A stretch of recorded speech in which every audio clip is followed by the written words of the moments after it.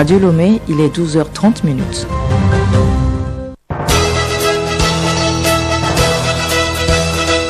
Le journal Hélène Assabi. Mesdames et messieurs, bonjour. Au sommaire de ce journal, nouvelle hausse des prix des produits pétroliers à la pompe au Togo. Selon le gouvernement, cette réévaluation s'explique par l'évolution du dollar et le coût du baril du pétrole à l'international. La réaction de la population à suivre dans ce journal. La France met fin à l'opération Barkhane dans le Sahel. Quelles sont les conséquences de cette décision? Élément de réponse avec notre confrère Théophile Dandakou, spécialiste des questions politiques. Ouverture ce matin du sommet du G7 au Royaume-Uni. Les dirigeants vont s'engager à distribuer 1 milliard de doses de vaccins anti-Covid aux pays pauvres.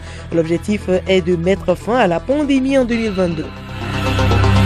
Et puis sport football, après la trêve internationale, les championnats nationaux reprennent ce week-end à Blogame et à Lomé. Le derby des mal classés oppose Ange de Notchin à Maranatha de Fiokmo.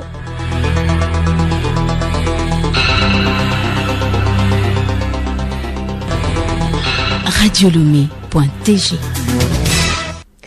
Mesdames et messieurs, une fois encore, bonjour.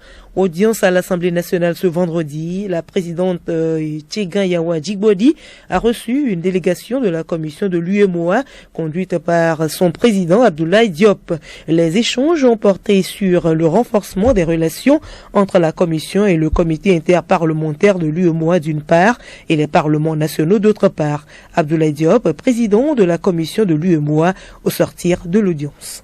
Nous avons été nommés à la tête de la commission de l'UEMOA il n'y a pas très longtemps. Donc sur cette base, nous sommes en train de faire un tour pour rencontrer les plus hautes autorités des pays. L'Union économique et monétaire UEMOA a un organe important qui est le CIP, le comité interparlementaire. Et donc dans ce cadre-là, il était important de rencontrer les présidents d'Assemblée nationale. Nous avons eu un échange très fructueux pour renforcer la collaboration entre la commission de l'UEMOA et le CIP et subséquemment avec les parlements nationaux. Je vous l'annonçais en titre, hausse des prix des produits pétroliers au Togo. Les ministres en charge du commerce, Kodjo Adedje, Afo Tchadidi, des transports et Akodaye Wadon de la communication, porte-parole du gouvernement, ont animé un point de presse ce matin à Lomé pour situer l'opinion nationale sur les motivations de cette augmentation des prix à la pompe. Reportage Yakoubou Habou, Geneviève Bougnon. Il ressort que le coût du baril de pétrole et le cours du dollar ont obligé le gouvernement à revoir les prix. Kodjo Adedje, ministre du Commerce. Les prix des produits pétroliers ont été réévalués. Cette réévaluation est liée tout naturellement à l'évolution du cours du dollar, du baril de pétrole. En effet, le cours du dollar du baril est passé de 50,70 $ au début donc de l'année 2019. Entre-temps, c'était 18 $ d'ailleurs, et aujourd'hui à 73,03 $. Les nouveaux prix à pratiquer donc à compter de ce jour sur toute l'étendue du territoire togolais s'élèvent donc pour le super sans plomb 505 francs le litre, gasoil 520 francs le litre et le pétrole lampant 400 francs le litre. Cette augmentation intervient au même moment où les autres pays de la sous-région ont réévalué les prix des produits pétroliers. Retrouvons le ministre Kodjo Adedje. Au plan sous-régional donc, les prix pratiqués dans certains pays voisins se présentent ainsi qu'il suit. Bénin, super sans plomb, 505 francs le litre. Gasoil, 520 francs CFA et le pétrole lampant, 510 francs CFA. Au Ghana, à côté, super sans plomb, 595 francs le litre. Gasoil, 605, entre 605 et 610 francs le litre. Je voudrais préciser au passage que s'agissant globalement de la progression des prix, nous nous situons autour de 20% de progression, alors que cette progression est beaucoup plus élevée par ailleurs. Le prix du baril de pétrole, ces prix continueront à être surveillés strictement par le gouvernement afin d'anticiper au maximum sur les mesures techniques d'ajustement comme celle-ci. Que pense l'homme de la rue de cette augmentation? Les différentes réactions dans ce micro-trottoir réalisé par Sibi Lawson. Je suppose que s'il y a une augmentation, c'est pour des raisons. J'entends des bruits de couloir qui disent que c'est dû à certains phénomènes et tout. Moi je suppose que si le gouvernement fait cette augmentation, c'est pour une raison précise. Il faut dire que pendant la période Covid, il y a eu plusieurs aides, notamment Novici. Donc je suppose qu'il y a eu beaucoup de pertes liées à ce phénomène. On ne peut qu'accepter cette décision. Je pense qu'on devra leur faire confiance, éviter toutes les polémiques qu'il y a autour de ça et l'accepter. Hier, en rentrant du service, j'ai vu un attroupement au niveau des stations d'essence. Je me suis renseigné, c'est de là on m'informe qu'il y a eu augmentation. Non, c'est trop, c'est trop. Parce que voyez-vous, actuellement, il y a eu l'augmentation des frais de péage. Il y a eu la TVM qu'on paie et puis on augmente encore aussi le prix du carburant. Je crois que c'est exagéré. Voyez-vous, actuellement, avec l'augmentation des péages et tout ça, là, vous voyez comment le prix des denrées alimentaires ont augmenté sur le marché. Actuellement, nous peinons à joindre les deux bouts. Les prix ont flambé partout, surtout les prix de denrées de première nécessité, le maïs, le gari. Donc moi, ce que je pense, cette mesure du gouvernement n'est pas la bienvenue. La Covid est arrivée, on n'a pas pu mourir, mais c'est comme si c'est la fin qui va nous faire partir. Le pouvoir d'achat n'a même pas évolué. Donc quand on augmente le prix, par quel moyen on peut supporter ça? Tout est au ralenti, on ne peut pas s'en sortir. Moi, je suis opérateur économique. Les marchés sanitaires n'en même pas du tout. Surtout, et de deux aussi, on a fermé les frontières. C'est aussi un autre aspect, puisque les biens et services, ça rentre bien sûr, mais avec des barrières pas possibles. Mais je sais que le gouvernement a peut-être des informations que nous n'avons pas. Bien sûr, on a augmenté. Il faut une mesure d'accompagnement pour qu'on ne sente pas la pression là sur le revenu. Selon moi, c'est un peu trop parce que à cause de la Covid, il y a les activités qui étaient en baisse, il y a l'économie qui était en baisse en fait. Nos activités maintenant, c'est à propos de notre déplacement. Donc, si maintenant il augmente le prix des pétroliers et la personne voulait aller faire des activités, il n'a plus les moyens pour les faire. Donc, il faut que le gouvernement nous aide à travers d'autres secteurs d'activité pour augmenter l'économie.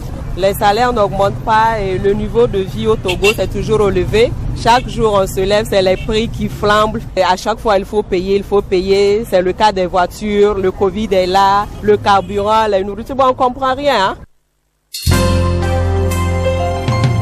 Le journal Hélène Assabi. À l'étranger, en Algérie, des interpellations ont eu lieu hier soir à l'avant-veille des élections législatives anticipées. 3 figures de la contestation ont été arrêtées, 2 journalistes et un opposant. Les défenseurs des droits humains dénoncent une répression accrue à l'approche des élections.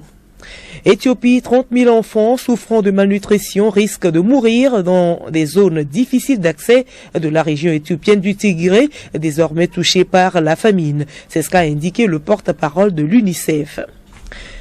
Le premier sommet G7 post-Covid s'est ouvert ce matin au Royaume-Uni. Au menu des travaux, défis climatiques, pandémie et fiscalité. Juliette Camdet. Dans le domaine fiscal, un premier grand pas a été réalisé le week-end dernier lorsque les ministres des Finances du G7 sont parvenus à établir les prémices d'une refonte de la fiscalité internationale, l'un des grands enjeux des discussions de ce sommet. Outre la fiscalité internationale, d'autres sujets vont s'inviter au G7 cette année. En premier lieu, les dirigeants vont s'entretenir sur la période post-pandémie, notamment la question majeure de la vaccination, surtout dans les pays du Sud.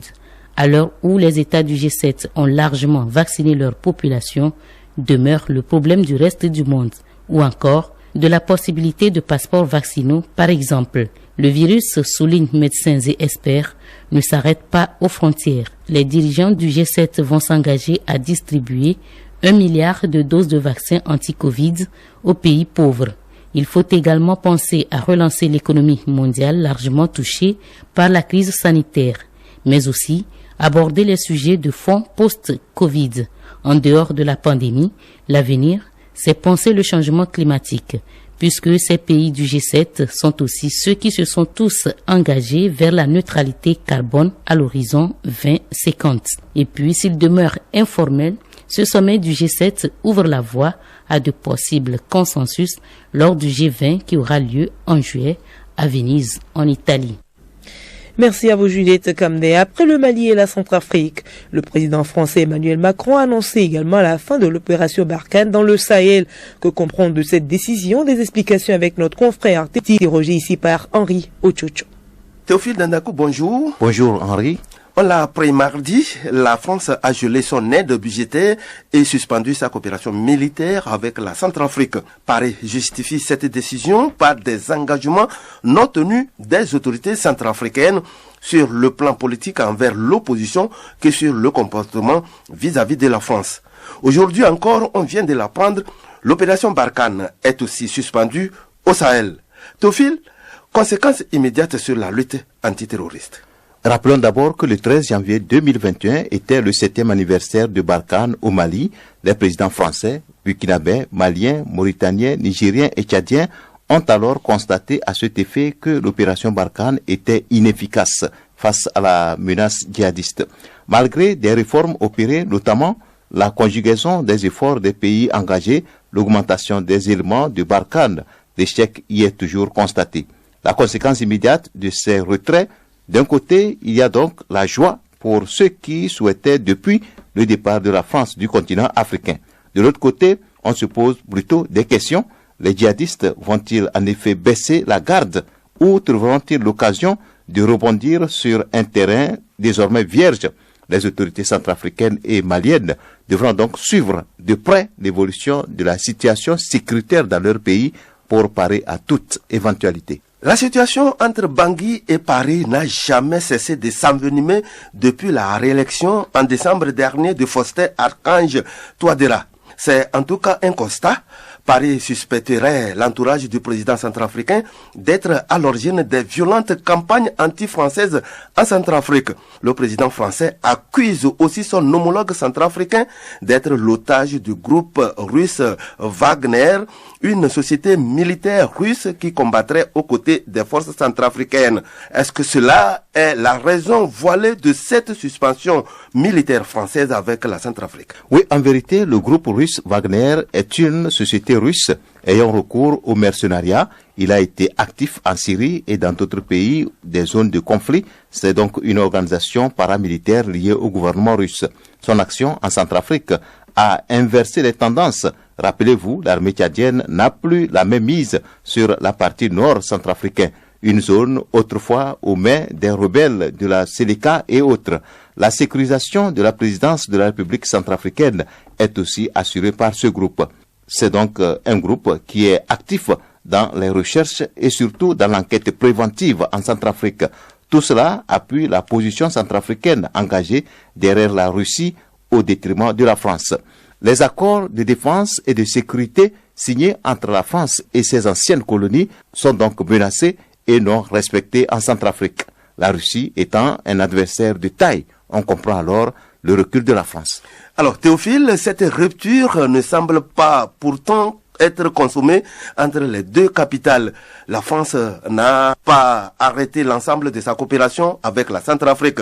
Quel est l'autre volet de cette coopération qui continue avec la Centrafrique? La France continue de contribuer à hauteur d'une centaine de militaires à la mission européenne ETM-RCA. C'est donc cette mission qui mobilise près de 200 militaires pour former les forces armées centrafricaines FACA. Sont également maintenus la dizaine de militaires participant à la mission de maintien de la paix de l'ONU en Centrafrique, la MINUSCA, et qui compte 12 000 casques bleus. Écoutez Radio Lomé sur le web sur le www.radiolomé.tg. En page culturelle, plusieurs activités se partagent l'agenda culturel de cette semaine. Entre autres activités, fête de la musique, exposition d'œuvres d'art, spectacle de Calebasse Challenge, spectacle Imo Vacances. Geneviève Bougnou. Tiesco, le sultan, organise l'événement dénommé Imo Vacances, un rendez-vous culturel et festival des vacances. Ce sera le 31 juillet prochain au Christo Quest. C'est à partir de 18h. Artistes invités, Life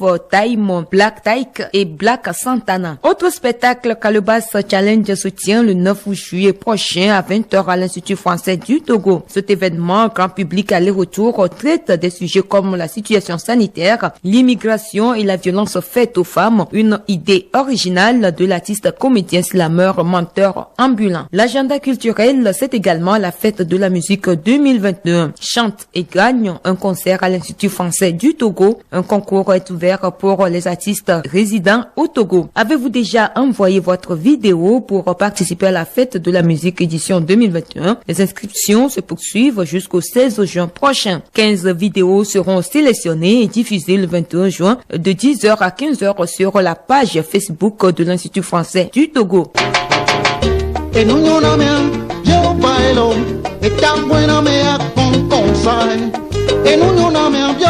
puis une nécrologie pour terminer. Le chanteur togolais de la salsa Achideba est décédé le 6 juin dernier des sources proches de la famille. Il serait mort des suites d'une longue maladie. Il était revenu sur scène en 2010 au CFR. Il y présentait son nouveau bébé Soudan composé de 10 titres. Achideba a débuté sa carrière en 1971. Il avait à son actif 3 albums, Satisfecit, Soleil et Magiquito.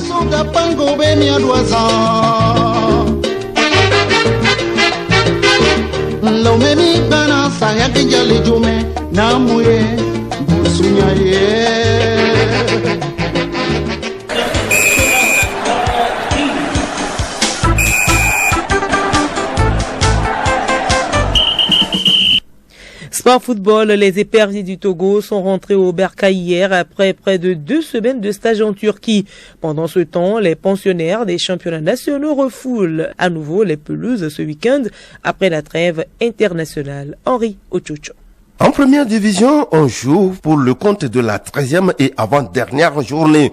Dans la zone sud, la rencontre entre Maranatha et Ange retiendra toutes les attentions car les deux clubs sont dans une mauvaise posture. Cette rencontre peut déterminer le relégué. Au stade de Kégué, le leader AS Togopor se mesure à Entente de Lomé. Gomido affronte l'AS Togopor au stade d'Agouin. Au municipal, Dito va en découdre avec Bolessou Delac. Dans la zone nord, Ifodie croise Asbina au stade de Sokodé. Le stade de Kara accueille l'opposition Sarah FC Unisport. Koroki de Tchamba, déjà relégué, défie ce massif au grand stade de Palimé. Le derby de la Cosa se joue à Atakpame entre la SK et ASCO. Tous les matchs se jouent dimanche à 15h, temps universel. La deuxième division aborde ce samedi sa phase retour avec la 6e journée. Dans la poule A, Étoile filante croise Espoir de Zio. À Gaza, accueille la Jeunesse Club d'Agoué à Ablogame. Au municipal de Lomé, Arabia joue Asfosa. Dans la poule B, Agoua s'oppose à Kotoko de Lavier. Koto de Morita défie US Agbandi. Foupa se mesure à Tambo FC. Dans la poule C, Bouja affronte Doumbé. Foda de Dapaon sera au révélateur de Bikinti de Bassa. CDF Aknou croise Kakadle de Dofelgou. Jonas Kokokomlan et sa bande sont rentrés au pays après 2 semaines de stage en Turquie. Un stage sanctionné par 2 rencontres amicales. Une victoire 2-0 contre la Guinée-Conakry et une défaite 1-0 face à la Gambie. Un bilan qui ne comble pas les attentes, mais marque le début d'une nouvelle ère de la sélection nationale. Car le retour de certains anciens, notamment Plaka Fessou et Omedove, ont été bénéfiques. Certains nouveaux ont aussi montré leur envie de défendre les couleurs nationales. Ce regroupement d'Atalia a été une belle occasion pour le staff technique par intérim de lancer les bases pour la refondation de l'équipe. On a bien travaillé sur le terrain et en dehors du terrain. Je pense que ça a été bénéfique. On a vu l'état d'esprit de tout un et chacun, a déclaré Jonas Kokokomlan. Désormais, les regards sont tournés vers les éliminatoires de la Coupe du Monde 2022 qui démarre en septembre prochain. Pour ces éliminatoires, le Togo sera face au Congo, à la Namibie et au Sénégal dans le groupe H. Ce serait sous la houlette du nouveau sélectionneur Paolo Duarte qui prend fonction en août prochain.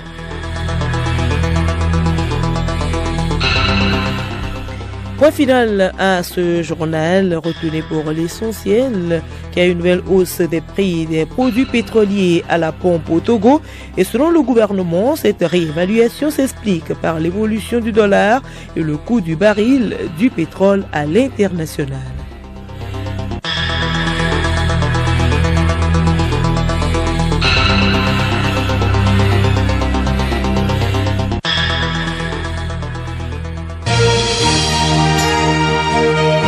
Radio Lomé, boîte postale 434, email radiolomé@radiolomé.tg. Radiolomé.tg